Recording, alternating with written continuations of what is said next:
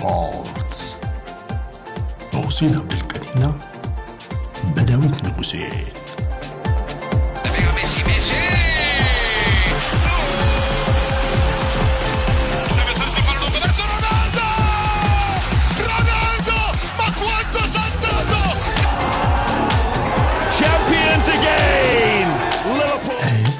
ስፖርትስ ሰላም አድማጭ ተመልካቾች እንዴት አላችሁ? የዕለተ ሰኞ ኤችዲ ስፖርት ፕሮግራማችን ጀምሯል። የተለያዩ ጉዳዮች ይነሳሉ። የእንግሊዝ ፕሪሚየር ሊግ የ29ኛ ሳምንት ወሳኝ ጨዋታዎች ተደርገው አሁንም የዋንጫ ፉክክሩ ለቀጣይ ጊዜያትም በፉክክር ውስጥ እንዲቆዩ የሚያደርጉ ውጤቶች ተመዝግበውበታል። በለንደን ደርቢ አርሰናልና ቼልሲ ኤምሬትስ ላይ ያደረጉት ጨዋታ በአርሰናል 2-1 አሸናፊነት ተጠናቋል።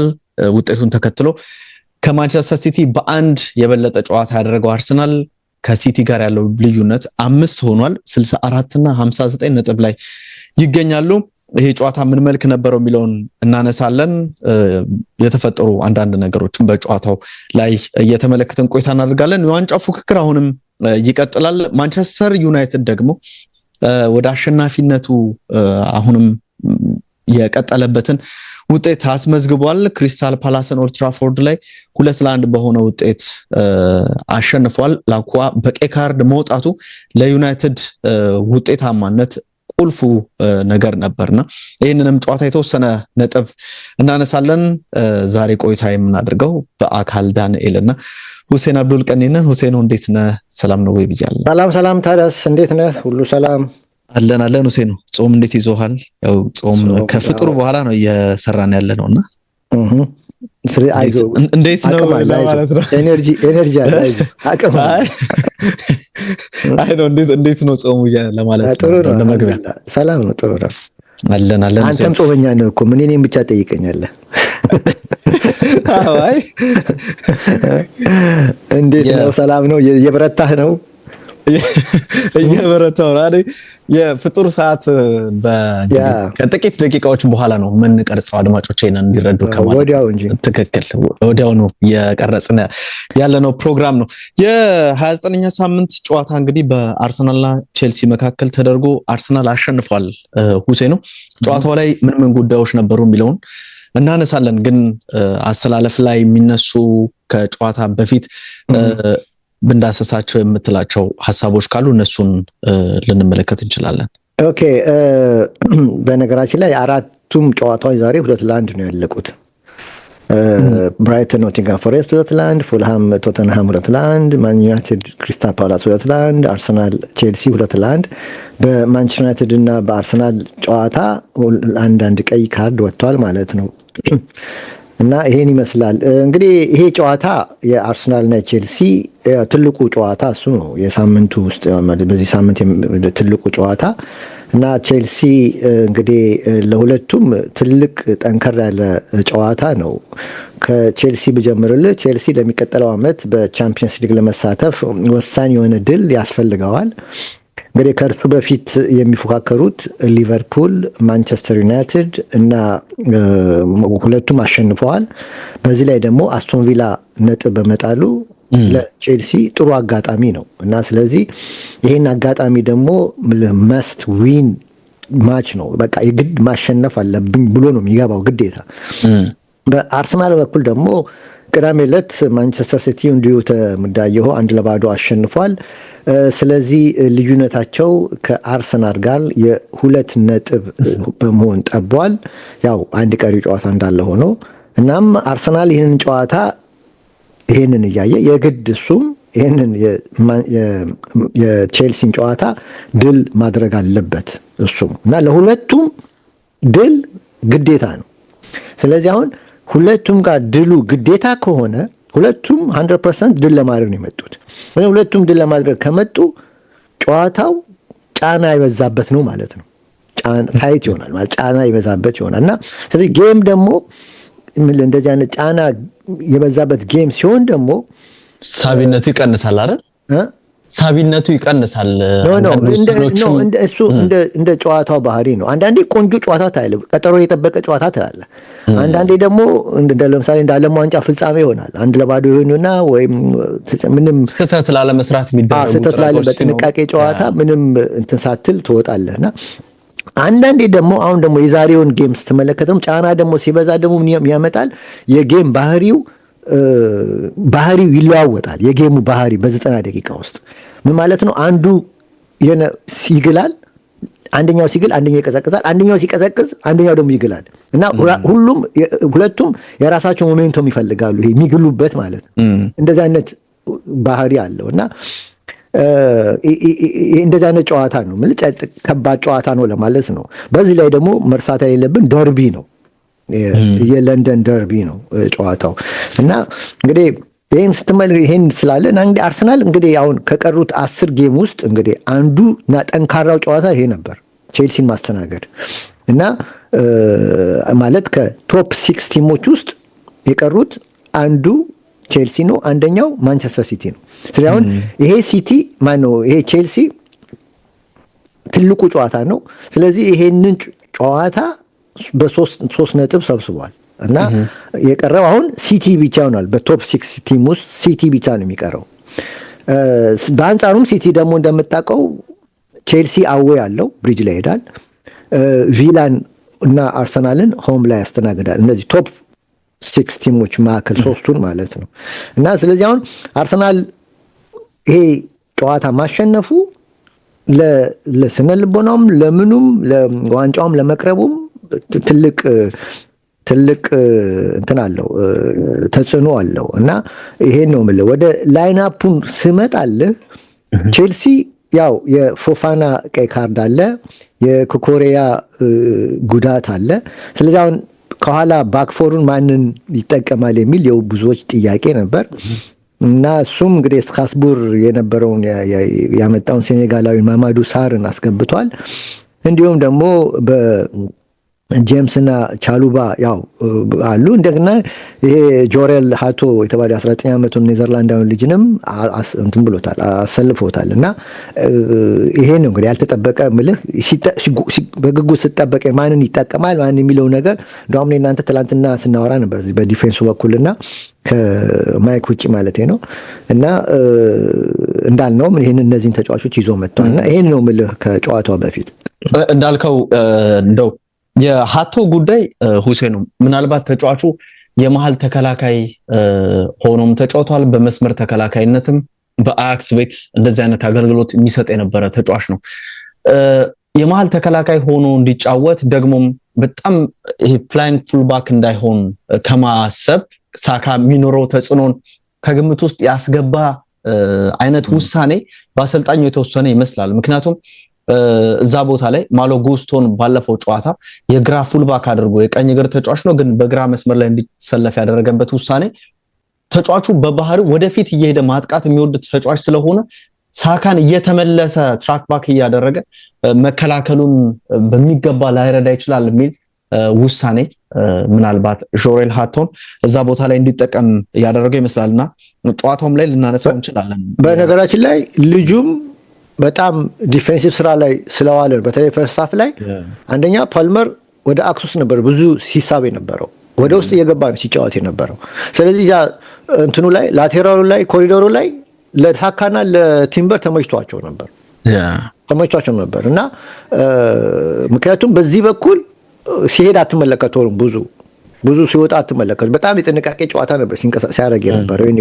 ካነሳል እናነሷለን እንቅስቃሴው ላይ ደግሞ በውድድር ዓመቱ ለመጀመሪያ ጊዜ እንዳነሳው ጌሙ ላይ አይተኗል። ራሱ ሂትማፑንም ስትመለከተው ፓስ ያደረገው ኦልሞስት የ10 ቁጥር ሚና ያለው ተጫዋች የሚመስል ነውና ኢምባላንስ የመሆን ሁለቱን የመስመር እንቅስቃሴዎችን ያለመጠቀም ነገርን በቼልሲ በኩል እንዲፈጠር ያልሆነበትን አይነት ነገር ነው። ምክንያቱም ፓልመር ለመጀመሪያ ጊዜ በግራ መስመር በቀኝ መስመር እንዲሰለፍ የሆነበት በቀኝ መስመር ደግሞ ብዙ ጊዜ እሱ እዛ ቦታ ላይ የሚጫወተውና ፔድሮ ኔቶን ከቀኝ የተነሳ የሰበረ እንዲገባ የሚያደርገው የሚሆነው ተጫዋች ሆነ 10 ቁጥሩ ለኤንዞ ፈርናንዴዝ በመስጠት አንድሬ ሳንቶስ እና እንደዚሁም ካይሴዶ ሁለቱ ፒቮቶች ሆነው እንዲጫወቱ ሆኗል። የፓልመር በእንቅስቃሴ ወደ መሃል እየገባ መኖሩ ያው ጊተንስ የለም በጉዳት ምክንያት ጋርናቾ ላይ ደግሞ ይሄኛው አሰልጣኝ ብዙ እምነት እንደሌለው ባለፉት ጨዋታዎች ውሳኔዎቹ ያሳያሉና ያ አይነት ነገር መስመር ላይ ራሱ ቲምበር ብዙ እንዳይቸገር በነፃነት ወደፊት እየሄደ እንዲያጠቃ የፓልመር እዛ ቦታ ላይ መሰለፍ አስተዋጽኦ ነበረው ሊባል ይችላል። በአርሰናል በኩል ያው የተለየ የሚጠበቅ ነገር የተለየ የምትለው ነገር ያው ኤዜ በሰሜን ለንደን ደርቢ ጨዋታ ላይ ምርጥ ብቃትን አሳየ። ይሄኛው ጨዋታ ላይ ቋሚ አሰላለፍ ውስጥ እንደሚገባ በእርግጠኝነት መገመት ይቻል ነበርና ያንን ነገር የተመለከትንበት እንቅስቃሴ ይመስላል። ነው ከጨዋታው በፊት ይሄን ካለን ወደ ጨዋታው እንግባ። ኦኬ ወደ ጨዋታው ስንገባ እንግዲህ ምልህ እንደወትሮ በየ15 ደቂቃው ከፋፍያ አልነግርህም እና በፈርስት ሃፍና ሰከንድ ሃፍ አድርጌ ልልህ ጨዋታውን በተረዳሁት መልክ ልንገርህ።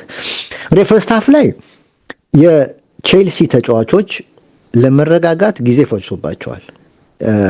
በጣም ሲበዛ የነርቨስነት ይታይባቸው፣ አለመረጋጋት በደንብ ይታይባቸው ነበርና ፓስ ሲያደርጉ ይሳሳታሉ፣ ኳስን ለመቆጣጠር ይቸገራሉ፣ ውሳኔያቸው ጥሩ አልነበረም፣ ቶሎ ይቀማሉ። በቃ የሆነ መጨናነቅ ነበረ እና ይሄ ደግሞ ደጋግሞ ነበረ ሲታይ የነበረው እና ይሄ ነገር ደግሞ ይታይ የነበረው በይበልጥ በዲፌንሱ በኩል ነበር፣ በተከላካዩ በኩል ነበረ እስከ ግብ ጠባቂው ድረስ ማለት ነው። አለመረጋጋት ሳንቼዝም እንደዚሁ አልተረጋጋም ነበርና እዛ ድረስ የዘለቀ ነበርና ይሄ ያለ ምክንያት አልመጣም። የአርሰናል አፕሮች ነው ያንን የፈጠረው እንጂ የተጫዋቾቹ አለመረጋጋት የመጣው ከአርሰናል አፕሮች ነው። ምክንያቱም እስከ አርሰናል እስከ 44ኛው ደቂቃው ድረስ 1-0 ብቻ መምራት ያለበት አይመስለኝም ነበር በነበረው ከዛ በላይ መሆን ነበር። ከዛ በላይ ጎሎች እንደነበረው ጫና ማለት ነው እና በዚህ ጊዜ ውስጥ ወደ አርሰናል ስመለከት ከጎሉ በፊት ማለት ነው ረፍት ሊወጡ ሲሉ ነው የገባው ጎሉ። ከዛ በፊት አርሰናል በጣም ስትሮንግ ነበር፣ በደንብ ይታይ ነበር እና በዚህ ላይ የቼልሲ ተጫዋቾች የሚያገኙትን በካውንተር ለመምጣት እንኳን ሲጥሩ የአርሰናል ተከላካይና ሚድፊልዱ በፍጥነት ሁኔታ ይደራጃል። በጣም ኦርጋናይዝድ ነው፣ ቶሎ ስፔስ ሲዘጉ ትመለከታለህ እና ይሄ ዘንድሮ የአርሰናል ትልቁ ኳሊቲው ይሄ ነው። ለእኔ አሁን ለቡድኑ እዚህ ደረጃ መድረስ ዋናው ይሄ ነው። ቶሎ ፈጣን የሆነ ኦርጋናይዜሽን አለው። ኳስ በሚቀባበት ጊዜ ወደ ሜዳው አካባቢ ቶሎ ፈጥነው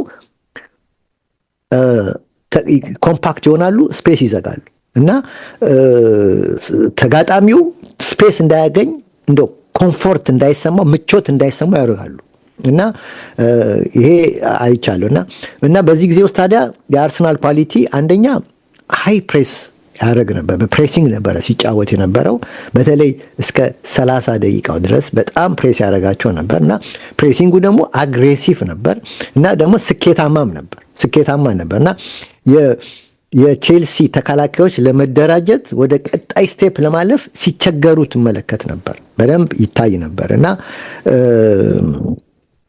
ስለዚህም ነው በተደጋጋሚ የግል ስህተቶችን ለማድረግ ሲገደዱ የነበሩት እና ፕሬሲንጉ በሚገባ የዝግጅት መሆኑ ይታያል። በቃ አርሰናል ተዘጋጅቶበት እንደመጣ ይታያል በእንቅስቃሴው እና በተለይ ጀርባ እንኳን ያሉት ከፊት ለፊት ካሉት ተጫዋቾች ጀርባ ያሉት ራይስና ዙቢሜንዲ ደግሞ ተሳትፏቸው ከፍ ነበር። በጣም ወደ ጥግ ይጠጉና ተጫዋች ማርክ ያደርጋሉ፣ ይጠጋሉ እና ጥሩ ነበረ እንትናቸው ፕሬሲንግ እና ከፕሬሲንጉ ሌላ ኳስ ደግሞ ሲያገኙ በኩዊክ ነበር ትራንዚሽናቸው ፈጣን ነበር። ኩዊክ ትራንዚሽን ነበር፣ በጣም ፈጣን ነው። የአርሰናል መጀመሪያ ፈርስት ሃፍ ነው ማወራለህ እና በተለይ በራሳቸው ሜዳ ይሄ የራሳቸው ሜዳ ግማሽ ላይ ሲያገኙ የሚያገኙትን ኳስ ወደ ማጥቃት ሲሄዱ በጣም ጥሩ ነበሩ ፈርስት ሃፍ ላይ እና ሌላው ቅድም ያልነው ነው እንግዲህ የዛይ ልጅ ችግር ፉልባኩንና ዊንገሩ በደንብ ጥሩ ውህደት እንዲኖራቸው አድርጓል መስመር ላይ እና ሂንካፔና ቲምበር ጥሩ ነበሩ።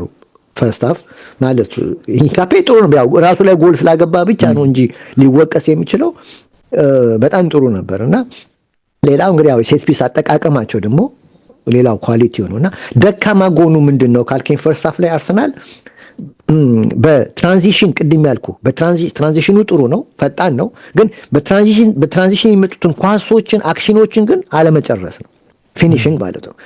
በቃ ትራንዚሽኑ ላይ ክሊኒካል አልነበሩም፣ ውጤታማ አልነበሩም እና ዮኮሬሽ፣ ትሮሳር፣ ኤዜ በቃ የሆነ ላስት አክሽናቸው ጥሩ አልነበረም እና ፋይናል ቦክስ እና የመድረስ አቅም ይፈጥራሉ፣ ግን ፊኒሽንግ ላይ በቃ ላስት አክሽን ላይ ጥሩ አልነበሩም። በቼልሲ በኩል ስትሄድ በቼልሲ በኩል ፈርስት ሃፍ ላይ ካውንተር አታኪንጉ ጥሩ ነበረ።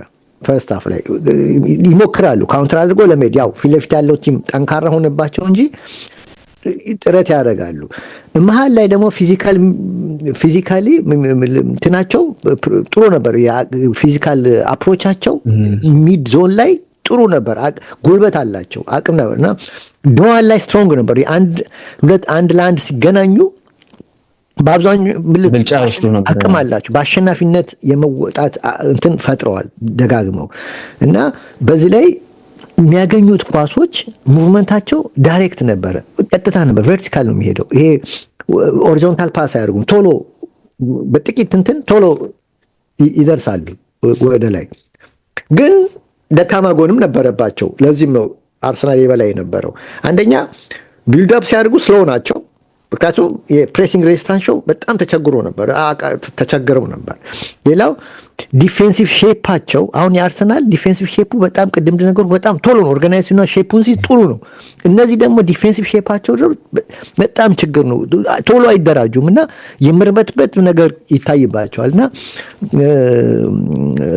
በዚህ ላይ በግል እንደ ፓልመር አይነቱ ፈርስት ሃፍ ላይ ኤንዞ ፔድሮ ራሱ ሰከንድ ሃፍ ነው እንጂ የተንቀሳቀሰው ፈርስት ሃፍ አልነበረም እና ፓልመር ኤንዞ እና ፔድሮ ጥሩ አልነበሩ እና ቲሙ የሆነ ፈርስት ሃፍ ላይ ክሬቲቪቲ ማነስ ይታይበት ነበረ እና የመጀመሪያውን 45 ደቂቃ በእንደዚህ መልክ ነው የማቀርብልን። ወደ ሁለተኛው ሃፍ ሲሄድልን ሁለተኛው ሃፍ ስንመለከተው ቼልሲ ጥሩ ጀምሯል። ከፈርስት ሃፍ የተሻለ ነበር አፕሮቹ። አርሰናል እንደውም መግደል በነበረ ሰዓት ባለመግደሉ ሊከፍል ይችላል የሚልም ግምት እስከ መስጠት ያስደርስ ነበር። ብዙ ጊዜ እንደዚህ አይነት ጨዋታዎች አንተ እድሉን አጋጣሚውን ባገኘህበት ጊዜ መጠቀም ከሌለብህ መጠቀም ካቃተህ እድልን አሳልፈህ ትሰጣለህ። አዎ እና ተጋጣሚ ያጠፋሃል እና ተሽሏል። ግን የመጀመሪያ ጎል መግባቱ በተለይ መጨረሻ ላይ ከእረፍት በፊት በማዕዘን ምት መግባቱ ቼልሲ ማግባቱ የሆነ የስነ ልቦና እንትን ሰጥቶታል። የስነ ልቦና አቅም ፈጥሮለታል እና ሲመለስ ያ ጥሩ ሞራል እንደነበረ ከፍ ብሎ ይመጣል መጨረሻ ላይ እና በተለይ መጨረሻ ከቀዩ ካርዱ በፊት እስከ 66ኛው ደቂቃ የቼልሲ የተወሰነ ብልጫ አለ። ግን አርሰናልም ያለፈ አደጋ ለመፍጠር ይሞክር ነበር። ግን የቼልሲ የተሻለ ነበር በጣም። ግን 66ኛው ደቂቃ ላይ አሁንም ከማዕዘን ምት ጎል ገባ ተቆጠረ እና ጎሉ ከገባ በኋላ ደግሞ ኔቶ ቢጫ አይቶ ነበር። ከ3 ደቂቃ በኋላ መልሶ ሌላ መስራት ያለበትን ፋውል ሰርቶ ለቀይ ተዳረገ እና እንግዲህ አስበው ማርቲኔሊን እየተከተለ ነበረ እንቅስቃሴው እና ማርቲኔሊ ላይ ታክል ሲገባ የታይሚንግ ጥያቄ ታነሳለህ። አንደኛ ማርቲኔሊ ፈጣን ተጫዋች ነው። ስለዚህ አሁን አንተ ታክል የምትገባ ከሆነ ከሱ ጊዜ ፈጥነህ መድረስ አለብህ ወደ ኳሱ። እሱ ኳሱን የፍራክሽን ሰከንድ ፍጥነት ነው ኦፍ ኮርስ። ግን እሱ ከገፋው አንተ ፋውል ትሰራበታለህ። ግልጽ ነው፣ ይሄ ግልጽ ነው። ስለዚህ እንደዚህ አይነት ነገር ላይ ቢጫ ያለበት ተጫዋች ደግሞ እኮ ይቶ ቢጫውን ፈርስት ሃፍ ላይ በተጀመረ በ3 ደቂቃ እንኳን ቢያይ ረስቶታል ልትል ትችላለህ። በ3 ደቂቃ ውስጥ እንደዚህ አይነት ይሄ ቤዚክ የሆነ ምለ በቃ የፉትቦል ኖሌጅ የመጀመሪያ እግር ኳስ እውቀት የመጀመሪያ ቀላል ነገር ነው ይሄ የሚመስለኝ ለእኔ አይደለም። ከአንድ የሚያስከፍለውን ዋጋ ማሰብ ብቻ በቂ ነው። ደግሞ ያን አደጋ የሌለበት ቦታ ላይ ነው ራሱ ጥፋቱን አይደለም። ከአንድ ፕሮፌሽናል ተጫዋች በሰፈር ውስጥ እንኳን ካርድ ከሰጠ ትጠነቀቃለህ እኮ አይደለም። ወዲያው 3 ደቂቃ ውስጥ እንደዚህ አይነት የታይሚንግ ውሳኔ ዋጋ ያስከፍለዋል። እና እንደዚህ አይነት ውሳኔ ላይ መድረሱ አስገራሚ ነው፣ በጣም አስገራሚ ነው። እና በቀይ ወጣ። አሁን አርሰናል 2-1 ነበር። ስለዚህ የሁሉም ግምት ሞር አርሰናል ሞር ሪላክስ አድርጎ ይጫወታል የሚል ነበረ። ምክንያቱም ጌሙንም ኳሱንም ኮንትሮል ያደርጋል የሚል እምነት ነበር። የኒሜሪካል አድቫንቴጁን በመጠቀም ማለት ነው፣ የቁጥሩን በመጠቀም ግን ጭራሽ 2-1 ሲሆኑ አርሰናል ይበልጥ ለኔ የሚገባኝ የደክሞም ቢሆን ኦፍ ኮርስ ራይስ ጉዳት እንዳለበት አሁን ተነግሯል መሰለኝ። የሆነ ጉዳት አጋጥሞታል መሰለኝ። በጣም የሮጠው ሩጫ ያችን ኳስ ሪከቨር ሲያደርግ የሆነ ጉዳት አጋጥሞታል። እንግዲህ የጉዳቱ ልክ አላቅም፣ ግን ለእኔ ጉዳቱን አልተረዳውም ነበረ። የእሱ መውጣት ደካማ እንኳን ራይስ ለእኔ ይጠቅማል የሚል ሀሳብ ነው ያለኝ። ደካማም ሆኖ ነው ማለት ደካማም ሆኖ የእሱ መውጣት በደንብ ሞር መሀል ክፍሉ ብርግድ አለ። እርግጥ ኖድጋርድ ገብቷል፣ ግን የእሱ መግባት ምንም የራይስን አይደለም የራይስን ግማሽን እንኳን ሰርቪስ አልሰጠም። ኦፍኮርስ ያለፈው ጊዜ ከዊጋን ጋር ማን ኦፍ ደ ማች ተብሏል። ምልህ የጨዋታው ኮከብ ነበረ። ያንን ክሬዲት በተመልካቹና በጋዜጠኞች ትልቅ ቦታ ተሰጥቶት ነበረ። ለምን አያጫውተውም? ለምን እንትን የሚል ራሱ ማርቴታንም ደጋግሞ እንዲጠይቁት አስገድዷቸው ነበር። ጋዜጠኞችም ጠይቆታል። ሰውም ብለህ ስትመለከት ይሄ ልጅ ጥሩ እኮ ነው ለምን አይሰጠውም ተብሏል። ግን አሁን እንደዚህ አይነት ትልቅ ጨዋታ ላይ ነው እንግዲህ ፈተናውን ምን ላይ የምታስቀምጠው። ኦፍኮርስ አልሞቀም ምናምን ልትለኝ ለዛሬ ሙዱ አይደለም ያስኬድ ይችላል። ግን የነካው ኳስ እንግዲህ አስበው የገባው 15 ደቂቃ ሲቀር ነው። 7 ደቂቃ ተጨምሯል። ኦልሞስት ወደ 22 ደቂቃ ማለት ነው አይደለም? በ22 ደቂቃ ውስጥ በዚህ ላይ ቼልሲ ጫና ያበዛበት ደቂቃ ነው። የ22 ደቂቃ ውስጥ ጫና ያበዛበት ኳሱን የያዘበት ጊዜ ነው። ስለዚህ እዛ ላይ የኖርጋርድ ሚና ሮል ትልቅ መሆን ነበረበት። ከሱ አሁን እንደዛ አይነት ሰዓት ነው የምትጠብቀው። ግን 5 ተች ነው ያደረገው።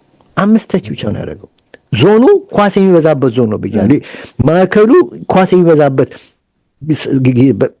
ጊዜ ነው። ስለዚህ 5 ተች ነው ያደረገውና የራይስ መውጣት በቃ ጌሙን በረገደው ማለት እችላለሁ። በተለይ ሚድል ፓርክ ላይ በዚህ ላይ ደግሞ እንትና ማናት ዙቢሜንዲ ደግሞ በጥሩ ፎርም ላይ አይደለም፣ ይታያል ድካሙ። አንተ ቅድም ስናወራ ነበር እና ስለዚህ መሀል ላይ ተበረገደ። አሁን መሀል ላይ መበርገዱ ለቼልሲ በደንብ እንትኑን ሰጠው፣ ምንድን ነው እድሉን ሰጠው። በተቃራኒ ደግሞ አርሰናል ደግሞ ይሄን ነጥብ ይዤ መውጣት አለብኝ ብሎ ወደ መከላከሉ አዘነበል። አሁን በነገራችን ላይ አሁን እዚህ ጋር ተገዶ ነው አርሰናል ዲፌንሲቭ ውስጥ የገባው እንጂ አርቴታ ተከላከሉ ብሏቸው አይደለም። ለመከላከል ቢሆን ኖሮ 2-1 እያሉ ሃቨርትዝን ያስገባም ነበር። አጥቂ አስወጥቶ እንትናን ያስገባው ነበር፣ ሞስኬራን ያስገባው ነበር። ልከላከል ከዋለ እውነት ለመከላከል ቢፈልግ ኖሮ ማለት ነው። እና ግን የጨዋታው ባህሪ ነው እንዲህ ሞሜንቱ ወደ ቼልሲ ስለሄደ በቃ ወደ ለመከላከል ጋር እና ማሸነፍ እንደማትችል ካወቅ ነጥቡን ይዘህ መውጣት ጥረት ማድረግ ነው። ሁለተኛው እድልህ እሱ ነው። ሁለተኛው ያደለህ እና የመጨረሻው 20 ደቂቃ የጫና የበዛበት ጊዜ አርሰናል 55 ተች ነው ያደረገው። በአንጻሩ ቼልሲ 114 ተች ነው ያደረገው። ኦልሞስት ከሁለት ደብል በላይ ከሁለት በላይ ነው። ኦልሞስት ሁለት በላይ 114 55 ያው 114 ደብል ተች ነው ያደረገው ቼልሲ። ይሄ ምን ያህል አርሰናል ኳሱ ሰጥቶ ወደ መከላከል ውስጥ መግባቱን ይገልጽልሃል። ምንም ጥርጥር የለውም። እና ቼልሲ በቁጥር ቢያንስ እንኳን በአርሰናል ላይ ጫና በደንብ ፈጥሯል አይተናል። እና ግን የገረመኝ ነገር ምን እንደሆነ ታውቃለህ? ስመለከት ነበረ ቼልሲ ኦፍ ኮርስ ያው ጫና ቢፈጥርም ያው አርሰናል ውጤቱን ይዞ ወጥቷል። ግን አንድ ሰዓት የገረመኝ ነገር ምንድነው በፕሪሚየር ሊጉ እስካሁን በአንድ ጎል ልዩነት የተሸነፈ ቡድን እስካሁን አርሰናል ነው። ቁጥር የያዘው ትልቅ ቁጥር የያዘው የተሸነፈው 3 ጨዋታ ነው። 3ቱንም በአንድ ጎል ልዩነት ነው የተሸነፈው። ማለት በሊቨርፑል 1-0፣ በማንቸስተር ዩናይትድ 3-2፣ በማን ነው በአስቶን ቪላ 3-2 እና ከዛ ቀጥሎ የሚመጣው ቼልሲ ነው። ቼልሲ አንድ ጨዋታ ብቻ ነው ከአንድ ጎል በላይ የተሸነፈው። እሱም ከብራይተን ጋር ሲጫወት ቻሉባ ኤካርድ ተሰጥቶት ወጥቶ 3-1 ተሸንፏል። በሁለት ጎል ልዩነት ማለት ነው። 3-1 ሲሸነፍ ሁለቱም ጎሎች ደግሞ የገቡት በ92 እና በ90 ሲደመር 10 መቶኛው ደቂቃ ላይ ነው። ታስታውስ እንደሆነ የገባውና 3-1 የተሸነፈው። ስለዚህ አሁን ይሄ የሚሰጥህ ነገር ቼልሲ አንድ ቢሸነፍም አስጨንቆ ነው የሚሸነፈው ማለት ነው። ምክንያቱም በአንድ ጎል ልዩነት ነው የሚሸነፈው ማለት ጠንካራ ነው ማለት ነው። ገብተዋል። ቶሎ ሞራሉ የሚወርድ ቲም አይደለም። አሁን እንደዚህ አይነት ቡድኖች ሽንፈቶች አሁን ከሁለት ጎል አንድ ከገባ በኋላ 2-3 ሲገባብህ ያኛው ቡድን በቃ አልመለስም ብሎ ያስባል። አልመለስም ሲያቅተው ሪከቨር ማድረግ ሲያቅተው ነው። ገብተዋል። እና እስከ መጨረሻው ፊሽካ ድረስ ጨዋታው ላይ ይቆያሉ ማለት ነው። ትክክል። አዎ። ስለዚህ አሁን ቼልሲ ይሄን ኳሊቲ አለው እና ይሄ ኳሊቲ ደግሞ በደንብ ዛሬ ታይቷል ማለት ነው። ገብቷል። ቢሸነፍም በጠባብ ውጤት ነው። ዛሬም የተሸነፈው በጠባብ ውጤት ነው ማለት በፕሪሚየር ሊጉ ነው ማለት በፕሪሚየር ኦፍ ኮርስ ቼልሲ በባየር ሙኒክ 3-1 ተሸንፏል መሰለኝ። ከጥራ ካልከኝ ሙኒክ ላይ 3-1 ተሸንፏል እና ያ ሁለት ጎል ግን እኔ አሁን ስለ ፕሪሚየር ሊግ ነው የማወራው። ስለ ፕሪሚየር ሊግ ነው የማወራው እና ስለዚህ ይሄ ጥሩ ኳሊቲ ነው ማለት ነው። ቼልሲ ጥሩ ኳሊቲ አለው እና ይሄንን ነው የምልህ በጨዋታ ላይ እና በሚቀጥለው ከዛ በኋላ ከጨዋታው ላይ ስለተሰጡት አስተያየቶች ደግሞ እናገራለሁ። እንዳነሳው የመጀመሪያው አጋማሽ ላይ በአንድ እኩል ጨዋታው መጠናቀቁ ራሱ መጨረሻ ላይ ፒየር ሄንካፔ ራሱ ላይ ግብ አስቆጠረ እንጂ በጨዋታው ምንም ኦን ታርጌት ሳይሆን በመጀመሪያው አጋማሽ ምንም ኦን ታርጌት ሳያስመዘግቡ ነው የወጡት።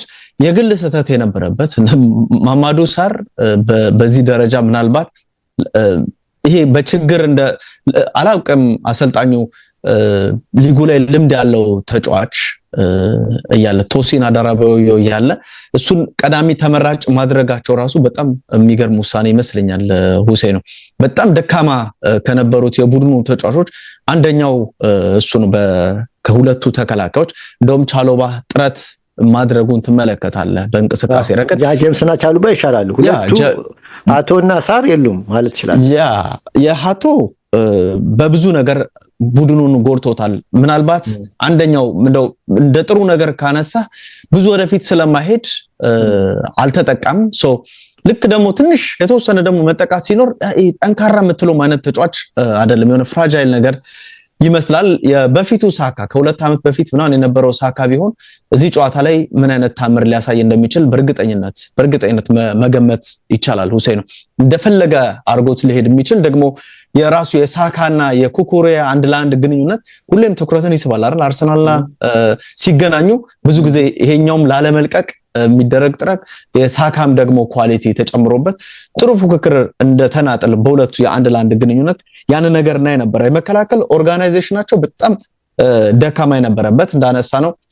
አብሮ አለመጫወትም አለ ሁሴኑ። በዚህ በጥር የዝውውር መስኮት ነው አይደለም ማማዱ ሳር ወደ ቡድኑ እንዲመጣ የሆነው። ስለዚህ አብሮ ተጣምሮ ያለመቆየት ያውቀዋል እኮ ለዛ ነው ያውቀዋል። ግን አብሮ ያለመጫወት ሊጉ አንድ አይደለም። ሊጉ አንድ አይደለም። ግን ምልህ ኳሊቲውን ስለሚያውቁ አንዳንዴ አትፈርድም። ያው ቁማር ነው። የልጁን ኳሊቲ ሲያው ምልስ ካስቡርም ቢሆን እኮ ከፓሪስ ሰን ዠርመን ጋር አምቃሪ ይጫወታል እኮ። ስለዚህ ያን ያህል ደካማ ሊግ ነው። ኦፍ ኮርስ ደካማ ሊግ ነው ከእንግሊዝ አንፃር። ግን ዝም ብለህ ደካማ ነው ብለህ ሙሉ ለሙሉ እዛ ሊግ ውስጥ ጎልቶ የሚወጡ ተጫዋቾች እዚህ ሊግ ውስጥ እንትን አይሳካላቸው ማለት ይከብዳል። ፕላስ እያየ ነው ከፕሪሚየር ሊጉ እኮ ከፈረንሳይ ሊግ በጣም ብዙ ተጫዋቾች ነው የሚያመጣው። በጣም ነው የሚመለምለው። ሊጉ ላይ አንድ በቁመት የተሻለው ቶሲን አዳራባዊ ነው። አርሰናል ብዙ የቆመ ኳስ ሊጠቀም እንደሚችል ታስባለህ። ያንን ታርጌት ያደረገ አይነት ውሳኔም አይደለም። ከእንቅስቃሴ ለሊጉ አዲስ ነው። በጣም የሚያስቸግር አይነት ፈተና በጣም የጋለው ነገር ላይ ተጫዋቹን የጣደው ይመስለኛል አሰልጣኙና ለዛም ጥሩ ያልሆነ ይመስላል። የሃቶ እዛ ቦታ ላይ መሰለፍ ሁሴኑ መከላከሉን ረድቷል የሚለውን ነገር አነሳን እንጂ በማጥቃቱ ረገድ ብዙ የሄደ ክሮስ የማድረግ ዴሊቨሪዎቹ ኳሊቲ መሆን ነገር ላይ ፍጹም ከኩሪያ ጋር የሚነጻጸር አይደለም። ደግሞ ኢንቨርት እያደረገ እየገባ የተጨማሪ ኳሶችን የማቀበያ መንገድ የሚፈጥር ተጫዋች ነው። ምናልባት አንድሬ ሳንቶስ ወደፊት ወጣ እንዲል ያደርግና እሱ ወደ መሃል ይገባል ከሞይሰስ ካይሴዶ ጋር ሲሆን አንድሬ ሳንቶስ ወደፊት ጠጋ ብሎ አድቫንስድ ሚና ኖሮት እንዲጫወት ያደርጋልና ሌላ የማጥቃት ቁጥሩ ላይ እድል የሚፈጥር ተጫዋች ነበረ። ቼልሲ ላይ በትናንቱ ጨዋታ የታዘብነው ትልቁ ነገር የሚመስለኝ ነው ኳሱን ይዞታል፣ ካውንተር ይሄዳል። በጣም በቁጥር የማነስ ነገር የአርሰናል የግብ ክልል ላይ ሲደርሱ ጆao ፔድሮ ምንም ማድረግ አይችልም። በቃ ኳሱን ከሁለት ከሶስት እነዛ ቅድም ነገር እኮ እነዛ ቶሎ ይደራጃሉ። አርሰናሎች በጣም ይደራጃሉ። በቁጥር የማነስ ነገር የፈጠረባቸው ተጽዕኖም ይመስላልና ይሄ ራሱ የፓልመር ወደ መሃል እየገባ የመጫወት ነገር ደግሞ አርሰናልም መሃል ጫና በሚያሳድሩበት ሰዓት ይሄ ከማጥቃት ከመከላከል ወደ ማጥቃት ያለው ሽግግር ላይ ተጫዋቾች በጣም ቀርፋፋ መሆን ነገር በዚህኛው ጨዋታ እያስተዋለ ይመስላል። የአርሰናል ሁለት እንግዲህ የቆሙ ኳሶች የተቆጠሩበት ምናልባት ልዩነት የፈጠሩትም እነሱ ናቸው በእርግጠኝነት ማለት የሚቻለው 16ኛ የኮርና ጎሉ ሆኖ ነው የተመዘገበው። አርሰናል ሁለት ጎሎችን ስለጨመረ ማለት ነው በትናንቱ እንቅስቃሴ። ምናልባት ያልተለመደው ቼልሲም ብዙ እንደዚህ የቆሙ ኳሶችን የመጠቀም ነገር እንዳላቸው የዩናይትድ የቼልሲን ባለፈው ከቁጥር አንፃር ስናነሳ ነበረ ሁሴኑ ከቆመ ኳስ ግቦችን በማስቆጠር ከአርሰናል ቀጥሎ ዩናይትድ ከዛ ቼልሲ እነዚህ አይነት ቡድኖች እንደሚመጡ የተመለከትንበት አጋጣሚ ይመስላል። የቀይ ካርዱ ሁኔታ ምንም ጥያቄ የለውም። ይሄ ፍራስትሬትድ የመሆን የወጣት ተጫዋቾች ባህሪ አይነት የሚመስል ሁሌ እዚህ ቲም ላይ የመሪ ተጫዋች ችግር አለ የሚለውን ነገር ተረጋግቶ የሚያረጋጋ አይነት ተጫዋች ብዙ አለመኖሩ እንደዚህ አይነት ውሳኔ በአጠቃላይ 9ኛ ቀይ ካርድ በፕሪሚየር ሊጉ 7 ሰንደርላንድ እና ኪውፒአር ናቸው ሁሴኑ 2009 እና 2011 9 ቀይ ካርዶችን ገና ከወዲሁ ቼልሲ ስንት ጨዋታ አለው ብለህ ስታይ ወደ 9 ጨዋታ ይቀራቸዋልና 9 ጨዋታ ላይ ቀይ ካርድ ከሌለ ጥሩ ነው። ግን የአይነት ነገር አሰልጣኙም ብለዋል 10 ጨዋታዎችን ያለ ቀይ ካርድ ተጉዘን አሁን የመጨረሻዎቹን ሁለት ቀይ ካርድ ተመለከትን። እንደዚህ አይነት ሐሳቦች ለራሱ መገባቱ ቲሙ የመሰረታዊ የዲሲፕሊን ችግር እንዳለበት 10 ጨዋታ ቀይ ካርድ ሳይኖር ምናምን አይነት ካልኩሌሽን ውስጥ ከገባ ብዙም የሚጠቅም አይነት ሐሳብ አይመስለኝም አሰልጣኙ የሰጡት አስተያየት። ስለ ቀይ ካርድ ካነሳህ ግን አርሰናል እኮ እስካሁን ቀይ ካርድ የለውም ዲሲር ዲሲር ምንም በጣም እኮ በቃ ምን ያህል ዲሲፕሊን እንደሆኑ ያሳያል እኮ ዘንድሮ በቃ በደንብ በቃ ነክሰዋል። ሁሉ ነገር ሰርተውበት እንደመጡ የሚያሳይ ነው። የአርሰናል ፖሴሽኑ እንግዲህ በዚህኛው ጨዋታ 42% ነው የሚል ነገር አይቻለሁ። አትሌቲክ ላይ ሁሴን ነው የመጨረሻ 20 ደቂቃው ነው አመጡ አታይም ለቅድሚ ነገርኩ ኳስ እሱ ነው ይበልጥ ከፍ ያደረገው ሆኗል። በሊጉ ዘንድሮ በሜዳው ዝቅተኛው የኳስ ቁጥጥር ሆኖ ተመልክተናል። የግብ ጠባቂው ምናልባት አሁንም ባለፈውም ስናነሳ ነበር አይደል ሁሴኑ ያልኩ ከማይክም ውጭ ብዙ ጊዜ እናነሳለን። ሳንቼዝ የክለቦች ዓለም ዋንጫ ላይ ያሳየው ፐርፎርማንስ የሸወዳቸው ይመስለኛል ሁሌም ይሄ ሐሳብ። ምክንያቱም ከሱ በጥራት የተሻለ ተጫዋችን ማምጣት ጥሩ ሾት ስቶፐር ነው ምንም ጥያቄ የለውም። ግን ደግሞ ቀኑ ካልሆነ ደግሞ በተለይ አርሰናል ጨዋታ ላይ እንደዚህ አይነት ነገር ታስተውሳለህ አይደነባበራል። ራይስ ያገባው ኳስና ወደ ጨዋታ መልሷቸው ትሮሳር አስቆጥሮ መጨረሻ ላይ አርሰናል 2-1 ስታንፎርድ ብሪጅ ላይ ያሸነፈው በሳንቼዝ ምክንያት እንደነበር እናስተውሳለንና የሳንቼዝ በጨዋታው አለመረጋጋት ኦፍ ኮርስ አንዳንድ ነገሮች አሉ። አርሰናሎች ፕሬስ እያደረጉ ወደፊት እንዲመጡና በተንጠልጣይ ኳስ ለማለፍ የሚደረጉና ልክ ይሄንን ፕሬሲንግ የሚያልፉ ከሆነ ቅድም ያነሳቸው ነፃ ቦታዎችን ለማግኘት የሚደረጉ ጥረቶች በቼልሲ በኩል አስተውለናል። ግን ደግሞ ስኬታማ አይደሉም በቁጥር አንሰው የላይኛው ሜዳ ክፍል ላይ ስለሚገኙ የሚለውን ነገር ለማንሳት ነው። የአርሰናል ፕሬሲንጋቸው ጥሩ ነበር እንዳነሳው በጥባቁንም ፈርስት ሃፍ ላይ የነበራቸው እንቅስቃሴ ያን ነገር እንዲኖር መከላከሉ እንዳይረጋጋ ያደረጉበት እንቅስቃሴ ይመስላልና በጣም ይሄ አንድ ለዋንጫ የሚያለም ወይም ዋንጫን ከፊቱ ያየ የሚጫወት ቡድን እንደዚህ አይነት እድሎችን ከ2-2 ከ1-1 ከ3-2 አይነት ጎሎችን ማስቆጠር ይኖርባልና ያንን ተጠቅሞ ወሳኝ የሚባለውን 3 ነጥቦችን አርሰናል አግኝቶ ወጥቷል የሚለውን ከጨዋታው ጋር አያይዘው ለማንሳት ነው። ከጨዋታው በኋላ የተሰጡ ሐሳቦች ምንድናቸው የሚለውን ነገር እንግዲህ ሚዲያዎችን ለማየት ሞክሬ ነበርና ቅዳሜ ዕለት ማንቸስተር ሲቲ እንግዲህ ከ15ኛ ደረጃ ላይ ከተቀመጠው ጋር ነው የተጫወተው ሊድስ ጋር ማለት ነው። ረፍት ሊወጡ ሲሉ ነው አንዱ ጎል የገባው 0-0 ያልቃል ሲባል ማለት ነው። ማለትም ፈርስት ሃፍ ላይ ግን በተለይ ካልቨርት ሉዊስ የማይሳቱ ጎሎች ሲሰጥ የነበረው እንዳየው ቆን እና እንዲያውም ትዝ ያለኝ ዮኮሬሽ ከሱ ይማር ብሎ ገሪ ሊንከር መሰለኝ አይደለም እንደዚህ ያለው ፖዚሽን ጉዳይ ምናምን አንስቶ ዮኮሬሽ ከሱ ይማር ብሎ ነበር እና እንግዲህ ያን ሰሞን ያገባ ነበር ትዝ ይለና እና ይሄን አሁን የቅዳሜውን ደግሞ ፎርሙን ስትመለከት ማን መማር ያለበት ብለህ ጥያቄ እንድታነሳ ያደርግሃል እና ያለቁ ሰዓቶች ኳሶች ነው የሳተው ራሱ ፈርስት ሃፍ ቁጥሮችን ስትመለከት ኤክስጂው 1.27 ነበረ። ትክክል ጋሪ ሊንከር ነው እንደዛ ያለው ሴን እሺ ጋሪ ሊንከር ነው ያለው አይደለም ያ ኤክስጂው 1.27 ነበር። የሲቲ 1.12 ነበር። ሹት ያደረጉት ፈርስት ሃፍ 8 ሊድስ ሹት አድርጓል። ሲቲ 4 ነው ያደረገው። ፔናልቲ ቦክስ ውስጥ 13 ነው የነኩት። እሱም የመጀመሪያ 30 ደቂቃ ውስጥ የመጀመሪያ ቦክስ ውስጥ ነበር 30 ደቂቃ ፈጅቶበታል ሲቲ። ታስታውስ እንደሆነ ትናንት ተቸግሮ ነበር ገብቷል እና የማንቸስተር ደጋፊ ጠቅላላ ተጨናንቆ ነው ጨዋታውን የጨረሰው። ሰከንድ ሃፍ የተሻለ ሲቲ ነበረ ግን ተጨናንቆ ነበረ ያለውና የገረመኝ ግን የሱን ጨዋታን ባየህበት አይን የዴሊ ሜል አርስ የተጠቀመው ማንቸስተር ሲቲ showed a key quality in the win over Leeds ነው ያለው። ምን እስቲ ልጠይቅህ አይተሃል ጨዋታው ምን ኳሊቲ ነበረው ሲቲ እዛ ጨዋታ ላይ ምን ጨዋታ ነበረውና 3 ነጥብ ይዞ መውጣቱ በቃ 3 ነጥብ ይዞ ወሳኝ ሆነ 3 ነጥብ ወሰደ። ልክ ዛሬ ማን ነው እሁድ አርሰናል እንደወሰደው ማለት ነው አይደለም ልዩነት የለውም። ያውም 16ኛ ጋር ተጫውቶ ማለት ነው እንዴ ከ16ኛው ቡድን ጋር ተጫውቶ ኪው ኳሊቲ ምን እንደሆነ ልክ እኮ አርሰናል ሊድስን እንኳን 4-2 ሲያሸንፍ ያለፈው ኤለን ሮድ ላይ 4-2 ሲያሸንፍ እንኳን ይሄን አርሰናል አልተጠቀሙበት 4 ጎል አግብቶ ማለት ደሰን ደግሞ ሄድኩና ስመለከት ምን አለ የአርሰናልን another victory for set piece FC ያለ እና አግሊ ዊን over 10 man ቼልሲ ነው ያለው።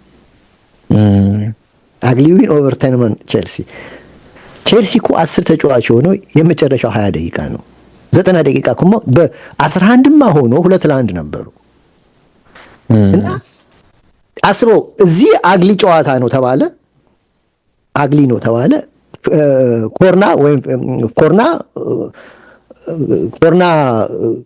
እንደ ጨዋታ አይቆጠርም የቆመ ኳስ ጎሎች የቆመ ኳስ እንደ ቆመ ምንድነው እንደ እንትን አይቆጠርም ይላል። እና እስቲ አሁን ዛሬ ምን ላይ ነው አርሰናል አግሊ ሆነው? እንግዲህ ያው ሴት ፒሱ እንዳልከው የቆመ ኳስ በተመለከተ ነው። እንግዲህ የሴት ፒስ ኮች አርሰናል ብቻ ቢኖረው እሱ ላይ ትወርድበታለህ። ግን ከ20 ቡድኖች ወደ 10 ነው ወደ 12 ቲሞች ፈጥረዋል አላቸው ኮች አላቸው፣ የሴት ፒስ ኮቾች አላቸው። እና በዚህ ላይ ተጋጣሚህ የአርሰናል ተጋጣሚ ሳምንቱን ሙሉ ሲዘጋጅ አርሰናል በቆመ ኳስ ላይ አደገኛ መሆኑን ያውቃል አይደለም? ኳሊቲው አንዱ ኳሊቲው የአርሰናል የቆመ ኳስ እንደሆነ ያውቃል። ስለዚህ ለምንድን ነው የሚሸነፈው? እያወቅ በኳሊቲ የምትሸነፍከው ከሆነ ችግሩ የአርሰናል ነው ወይስ ያንተ ነው? የማ ችግር ነው? ስላልቻለ ብቻ እኮ ነው። እና አርሰናል የበላይ ስለሆነበት ነው፣ ስለ ዶሚኔት ስላደረገው ነው እንጂ አርሰናል የቆመ ኳስ አደገኛ መሆኑን ሁሉም ያውቃል። እና ስካይ ስፖርት ደግሞ ምን አለ አሁን ቅድም ጨዋታውን እኔም ተናገርኩ አንተም ተናገርክ እና ክሬዲት ለቼልሲ አለ እና ለአሰልጣኙ ሲጠይቀው ቤስት ፐርፎርማንስ በትኖት ሪዛልት አለው። ፐርፎርማንስ 20 ደቂቃ ነው እንዴ? ፐርፎርማንስ 90 ደቂቃ ነው የአንድ ቡድን ፎርም የሚታየው 90 ደቂቃ ነው እንጂ 20 ደቂቃ ነው እንዴ የሚታየው? 20 ደቂቃ ነው የመጨረሻ አስበው። የመጨረሻው 20 ደቂቃ ዶሚኔት አድርግበት። ቅድም ቁጥር የጠቀስኩልህ ኳስ ማለት ነው ጨዋታ ላይ ዶሚኔት ሲያደርግ ቼልሲ የመጨረሻውን 20 ደቂቃ የተጫወቱት ስንት ደቂቃ ነው? 97 ኦልሞስት 100 በለው። ከ100 ደቂቃ 20 ደቂቃውን ዶሚኔት ስላደረገ ቲምህ ጥሩ ነው ዶሚኔት አድርጓል ብለህ አስተያየት ትሰጣለህ? 1/5ኛውን የጨዋታውን የጌሙን 1/5ኛውን ክፍል የበላይ ስለሆንክ እና አይገባኝም። እንዲህ ማንቸስተር ሲቲ ከ16ኛው ተጫውቶ ቤስት ኳሊቲ ተብሎ 1-0 ተጨናንቆ ተሸንፎ ቤስት ኳሊቲ ተብሎ አርሰናል ከ6ኛው ያውም የዓለም የወቅቱ ሻምፒዮን የሆነው ቼልሲ እንዲሁም ደርቢ ጨዋታ ሆኖ ገጥሞ አግሊ ፉትቦል ስትል በቃ እኮ ሚዲያው ራሱ እኮ መቋጠር ነው የጀመረው በአርሰናል ላይ። የምሬ ነው የምልህ ሚዲያው ራሱ እየቋጠረ ነው በአርሰናል ላይ። የምሬ ነው የምልህ እና እንደ አርሰናል ከሚዲያ ጋር ይጫወት፣ ከተጋጣሚ ጋር ይጫወት፣ ከኤፍኤ ጋር ይጫወት፣ ከስንቱ ጋር ነው የሚጫወተው? እና ኤኒዌይ 9 ጌም ቀርቷል። እንደው ምልህ የት እንደሚደረስ እናያለን። ግን እንደው ካነሳህን አልቀረ ቅድም ያነሳነው ነገር የፊክቸር ነገር ጉዳይ አንስተና እንመልከተው እና ማንቸስተር ሲቲ አዌ ቼልሲ አለው፣ ኤቨርተን አዌ አለው፣ ቦርንማውዝ አዌ አለው፣ ዌስትሃም አዌ አለው እና በርንሌ አዌ አለው። እኔ ይሄንን ሊግ ከዚህ በፊት ተናግሬያለሁ። ይሄንን ሊግ የሚወስነው የአዌ ማች ፎርም ነው። በጣም የአዌ ማች ፎርም ወሳኝነት አለው። የሜዳ ላይ እንደምንም ብለህ ከደጋፊም ጋር ሆነ ደጋፊም ድጋፍ ቤንዚል ሆኖልህ እንደምንም ብለህ የያዝከውን ነጥብ 1-0 ቢሆን በጢምም ሆነ በምን አግብተህ ልትወጣ ትችላለህ። አዌ ማች ላይ ግን በጣም ከባድ ነው። እና ማንቸስተር ሲቲ ከኒውካስል ሜዳው ላይ አሁን ደግሞ ከሊድስ ከሜዳው ውጪ እንዲሁም በተመሳሳይ ያለፉ ወደ ኋላ ተመልሰህ ከሜዳ ውጪ ያደረጋቸውን ፎርም እየተመለከትክ አሁን እውነት ከነዚህ ከ6 ጨዋታ ስንቱን ነው ድል አድርጎ የሚወጣው? ስንቱን ሊሸነፍ ይችላል ብለህ ስታስቀምጥ የመሸነፍ እድሉ ከ6ቱ መሸነፍ አይደለም። አሁን ነጥብ አቻም መውጣት እንደ ሽንፈትና ትልቅ ሴት ባክ ነው የሚቆጠረው። እና ይሄ ራሱ ይሄ ማለት እነዚህ አዌ ማች የነገርኩህ እንግዲህ አስቶን ቪላ ለቻምፒየንስ ሊግ የሚጫወት ቲም ደግሞ ገና ይጫወታል እንትን ላይ ሲቲ ላይ ይጫወታል ታውቃለህ። እና አርሰናል ደግሞ አለ ራሱ አትርሳ። አርሰናል ራሱ ደግሞ ሲቲ ላይ እኮ አለው። አሁን ቅድም አንተ ስታወራ ነበረ ስናወራ ከማይክ ውጭ ስናወራ አርሰናል ያሸንፋል ማነው ሲቲ ሁለቱን ነጥብ ልዩነቷን ሲቲ ያሸንፋል ብለው ነው ካልኩሌት እየተደረገ ያለው ያ እንደዛ ስትለኝ ነበረ።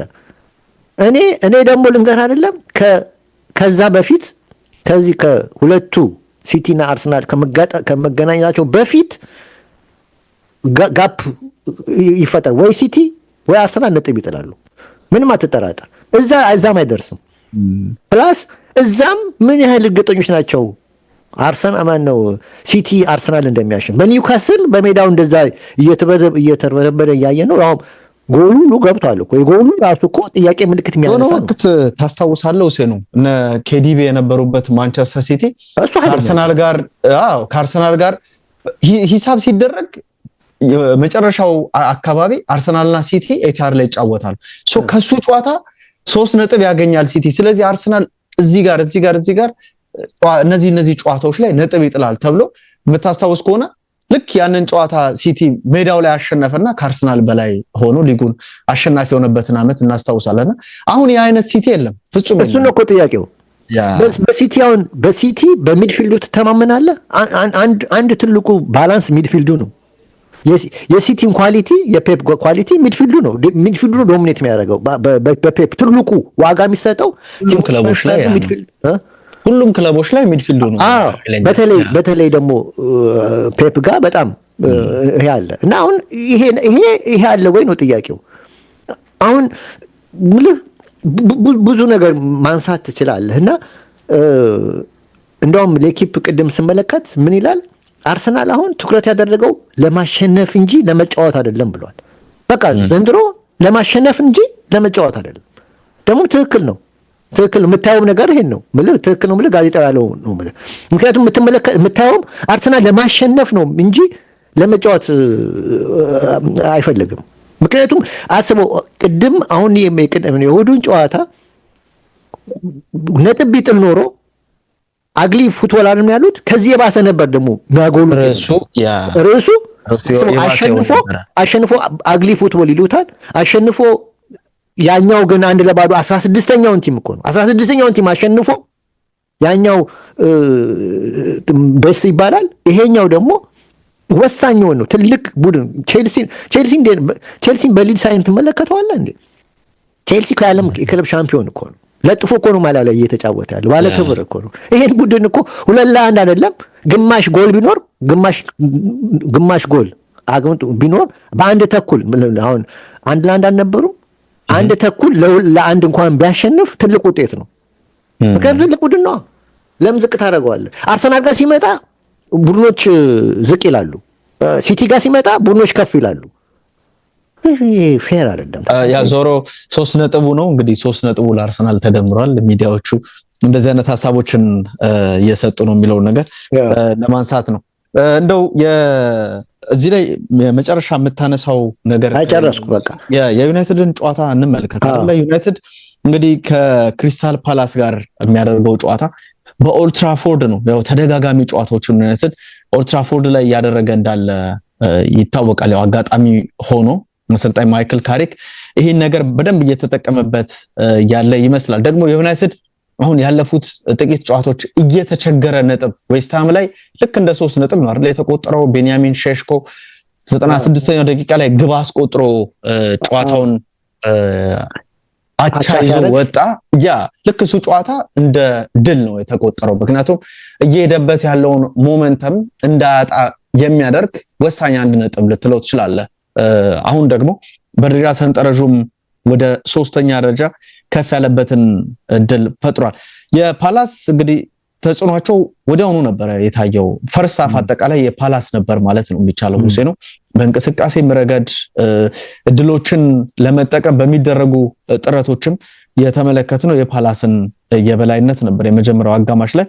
ደግሞ ለዛም ላኳ ግብ አስቆጥሮ 4ኛው ደቂቃ ላይ በግንባር የተቆጠረ ኳስ ነው፣ የቆመ ኳስ ነው በግንባር ግብ ጠባቂውም ያልገመተበት አይነት ነገር ነው የተፈጠረውና ግቡ የተቆጠረው።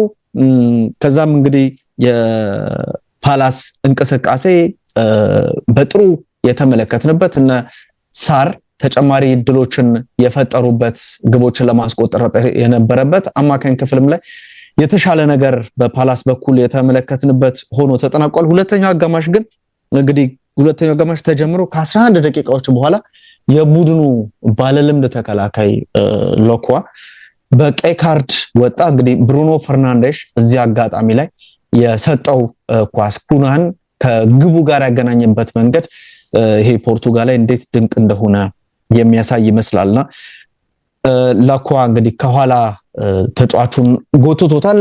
ከውጪ ነው በጎተት የጀመረው ግን ተጽዕኖ ውስጥ ድረስ ነበር የሚል ነገርን አንስቶ በቪአርም ታግዘው ነውና እዛው መስመር ላይ ደግሞ ከሆነ እንደዚህ አይነት ጥፋቶች እጁ ያረፈበት መስመሩ ላይ ሆኖ ነው የምትመለከተውና መስመር ላይ ደግሞ ጥፋት ከተሰራ ፔናልቲ እንደሚሰጥ ይታወቃልና በጣም ከውጪ ነው አይደለም የሚል ውዝግብ ነበረ። ግን ዳኛው የፍጹም ቅጣት የምትሰጠው ብሩኖ ፈርናንዴዝ ግብ አስቆጥሮ 1-1 ሆኖ እንግዲህ የብሩኖ ፈርናንዴዝ እንቅስቃሴ ፔናልቲው እንዲሰጥ የመጨረሻውን ፓስ ያደረገው እሱ ነው። ደግሞ ፔናልቲውን አስቆጠረ።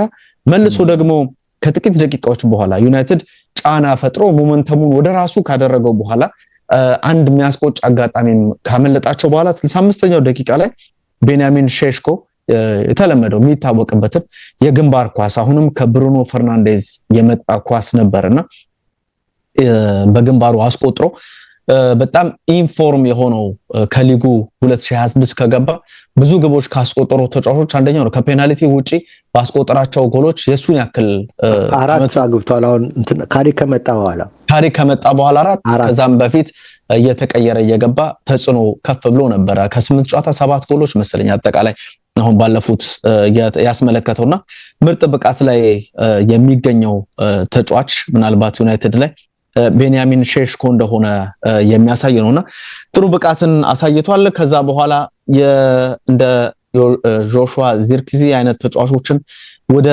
ቡድኑ ለማስገባት እድሎችን ለመፍጠር ግን ደግሞ ፓላስ በቁጥር አንሶ ስለነበረ ዩናይትድ ከዛም በኋላ እንደ ካዚሜሮ አይነት ተጫዋች ግብ ጠባቂው ዲን ሄንደርሰን እንዲያወጣ ያስገደዳቸውን አይነት እንቅስቃሴዎችን አስመልክቶ ነበርና ሁለት ሀፍ ልትለው ትችላለህ። በመጀመሪያው አጋማሽ ክሪስታል ፓላስ የተሻለ ብልጫ የወሰደበት፣ ሁለተኛው አጋማሽ ላይ ደግሞ የማንቸስተር ዩናይትድ ቀይ ካርዱም ረድቷቸው በማሸነፍ ወደዚህኛው ድል መጥተዋል። እንግዲህ ዩናይትድ 3ኛ ደረጃ ላይ ነው የሚገኘው ቅድም ባነሳ ነው መሰረት።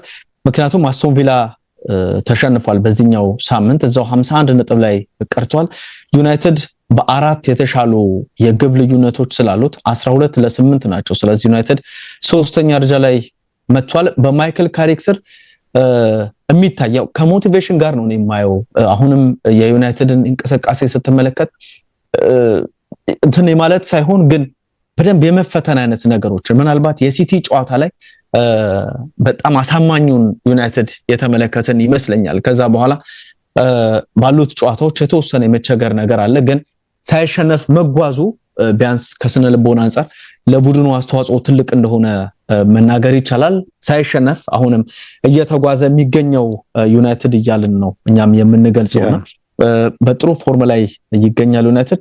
በቀጣይ እንግዲህ በሚኖሩ ጨዋታዎች እንደሚመዘገቡት ውጤት ዩናይትድ ምናልባት ይሄ አሞሪም ከቡድን ውስጥ እያለ በሚመዘገቡት ውጤቶች ኦፍ ኮርስ ከላይ የዩናይትድ ተፎካካሪ ይሆናሉ ተብሎ የሚጠበቁ ቡድኖችም ነጥብ እየጣሉ ያው እዛው አካባቢ ነው።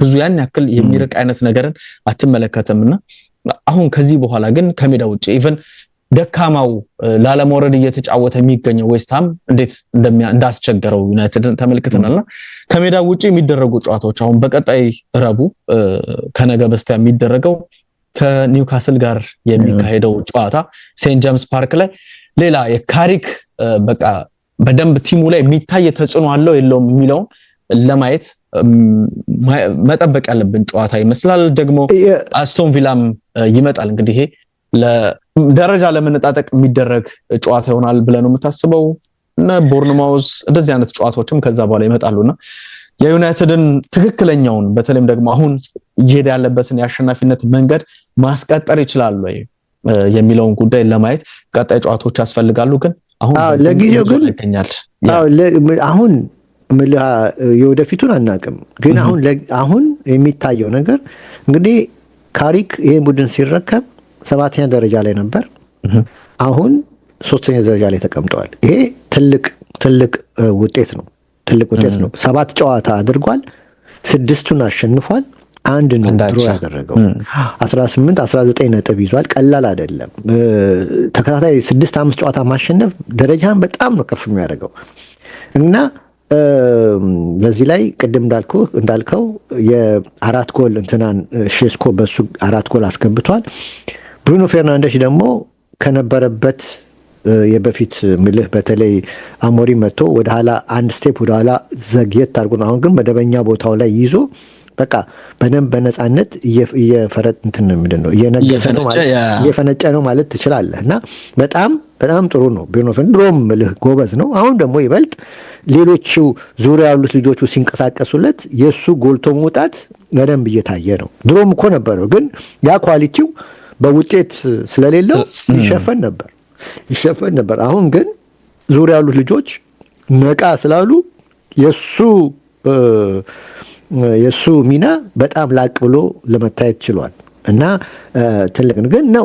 ወደ ኋላም ስመለከት ነበረ እንግዲህ አሁን ካሪክ 7 ጨዋታ ነው ያደረገው ብያለሁ እስካሁን።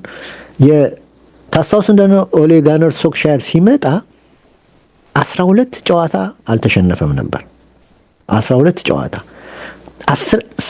9ኙን ጨዋታ በተከታታይ አሸነፈና 10ኛው ላይ ከሊቨርፑል ጋር 0-0 ወጣ። 10ኛው አሁንም አልተሸነፈም 0-0 ወጥቶ እና 12ኛው ጌም ድረስ ከዛ በኋላ ሁለቱን ጌም አሸነፈ። 13ኛው ጌም ላይ ወደ ማነው አርሰናልን ገጠመ። በአርሰናል 2-0 ተሸነፈ። ይሄ 2018 ላይ ማለት ነው። 2-0 ተሸነፈ እና እስካሁን በስታርቲንግ ኮች ሆነ በመጀመር በኩል ሪከርድ የሱ ነው። አሁን ካሪክ 7ኛ ደረጃ 7 ጨዋታ 1 ድሮ አድርጓል።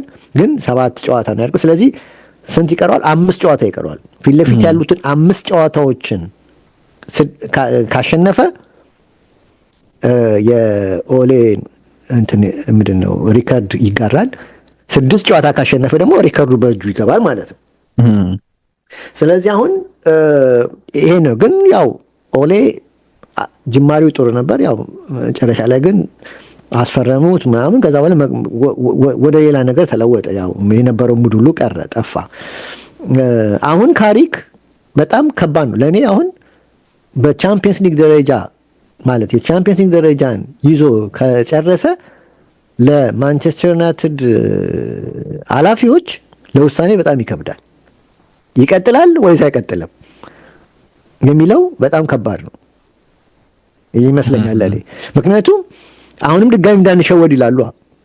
ምን ያህል እምነት አላቸው በካሪክ ምን ያህል እምነት ይኖር? ምክንያቱም የኋላ ኤክስፔሪየንስ ይነግራቸዋል። ገብተዋል። አሰልጣኞች ይመጣሉ፣ ሲጀምሩ ጥሩ ይጀምራሉ። ከዛ በኋላ ግን መንጠባጠብ ነገር ይመጣል። አሁን ግን ይሄ ተጫዋች ይሄ አሰልጣኝ ቀሪውን 9 ጨዋታ ብሎ ውጤት ይዞ መጥቶ ቻምፒየንስ ሊግ የሚያሳልፍ ከሆነ ኔክስት ይር ይቀጥላል አይቀጥልም ለኃላፊዎቹ በጣም ከባድ ይመስለኛል። በአካል ይህንን ኃላፊነት ምናልባት ባለፈውም ስናነሳ ነበር አይደለ ሁሴኑ?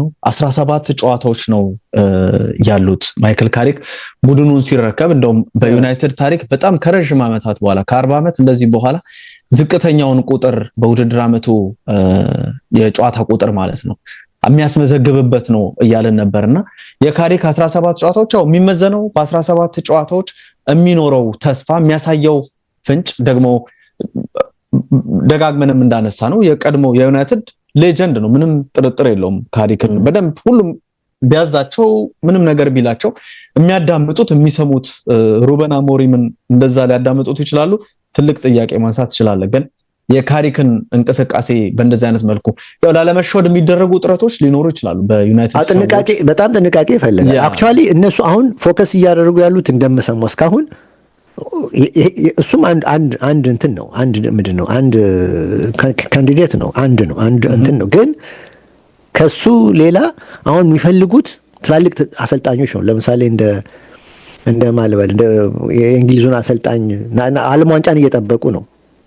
ኦፍ ኮርስ እንትና አስተዋል ማነው ብራዚሉ ኮንትራቱን አራዘመ መሰለኝ እንትና ማነው ጣሊያኑ አንቸሎቲ ግን አሁን ራሱ የእንግሊዝ ናሽናል ቲም ጀርመኑን ቱወልን ይብለዋል ሉዊስ ኤንሪኬ እንትና የጀርመኑ አሰልጣኝ ጀርመኑ ብሔራዊ አሰልጣኝ እሱን ወርልድ ካፕ እየጠበቁ ነው። አሁን እነዚህ ስትመለከታቸው ሉዊስ ኤንሪኬም ተብለዋል።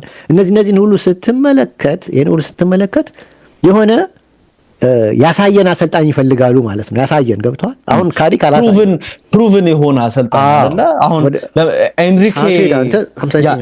ኤንሪኬ ቢገኝ ብለህ አስበውና የካሪክ ውጤታማነት ቢቀጥል ምናልባት ኤንሪኬ ሽማ ካለ ኤንሪኬም ይሄዱት ነገሮች ሊኖሩ ይችላሉ። ለማንኛውም የአንድ ሰዓት ቆይታችን ተጠናቋል። አድማጭ ተመልካቾቻችን አብራችሁን ስለነበራችሁ እናመሰግናለን። የኤችዲ ስፖርት የለተሰኘው ፕሮግራማችን ይህንን ይመስል ነበረ።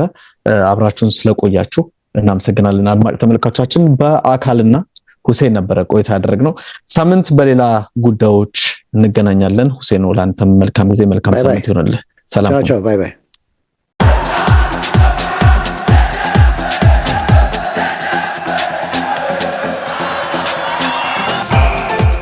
ኤችዲ ስፖርት በሁሴን አብዱልቀኒና በዳዊት ንጉሴ